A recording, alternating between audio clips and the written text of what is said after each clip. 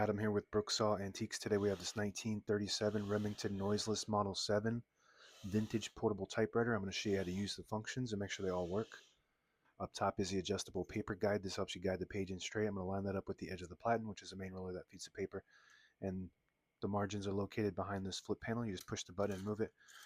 And you just want to make sure that the margins are in between the two paper fingers so you don't get stuck on those. I'm just going to put them right on the edges for maximum clearance, and you can adjust those too.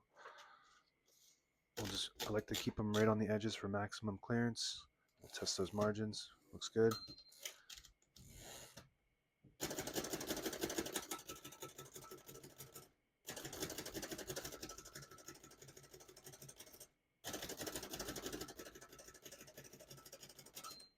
Once you hear the bell, you're at the end of the margin. Hit this line space, gets you back to the beginning, and skips 1, 2, or 3. Right now we have it on single. But if you want double, you just flip this switch down 1 notch, it skips 2. 1 more, it skips 3. And there's a 1, 2, and 3 to indicate which one you're on. I'm going to keep that on single for now and finish typing. As you can see, all the keys type nice and none of them skip or stick. I'll type a sentence in red on the next line. Switch from black to red. There's a switch on the right side here. Flip that all the way down to the red indicator. It prints the bottom portion of the ribbon, which is red. When you have it in the middle, it doesn't print any ink at all. It just leaves a stencil for copying purposes. When you have it up top, it prints the top portion of the ribbon, which is black. We're going to move that down for red.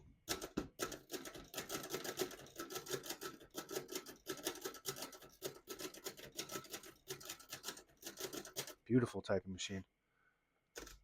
And as you can tell, it's not actually noiseless, but it's the quietest you can get.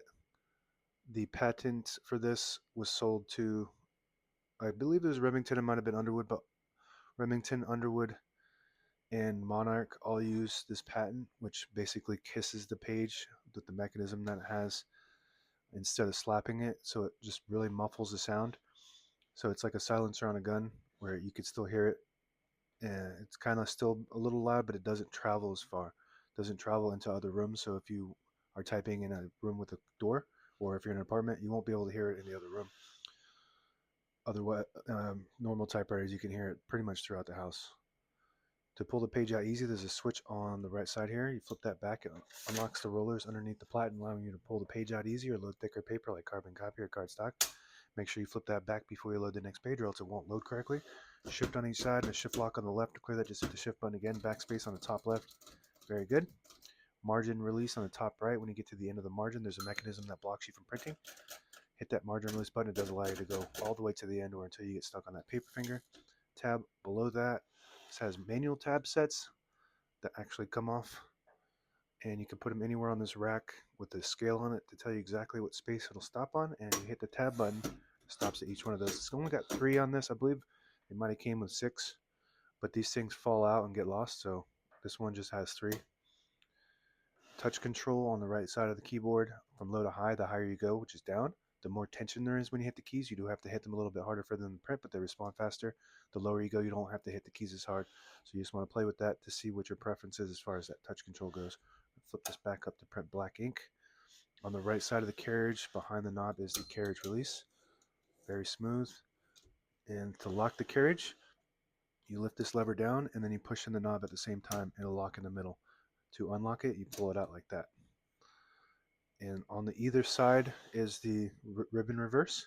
So right now it's pushed to the left, so it's pulling to this left side, and it pulls from underneath, and when it's going to the left, it's pulling clockwise. If you want to switch direction, you just push that in, and it'll pull counterclockwise to the right. Same concept if you push it in from this side. And that's the direction we want it to go. Carriage release on the back left, super smooth. Very nice condition typewriter all the way around. If you push in the button at the end of the knob, it disables the spacing so you can get to an exact spot on the page. You let it go, you get the clicks. Each one of those clicks is 1 space. And that's it. Now available on eBay or Etsy. Search Brooksaw Antiques.